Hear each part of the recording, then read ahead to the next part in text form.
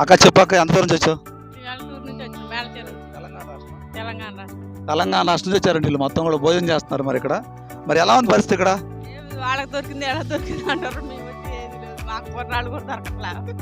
అది గుండెలు కూడా దొరకలేదు అంట. మరి మరి పరిస్థితి ఏంది? ఎంతసేపు ఉంటారా మరి వెళ్ళిపోతారా? సాయంత్రం దాకా ఉండిపోతాం, అన్నం తెచ్చుకున్నాం, మంచి నీళ్ళు తాగట్లా. ఉన్నాయిగా నదిలో నీళ్ళు ఉన్నాయిగా.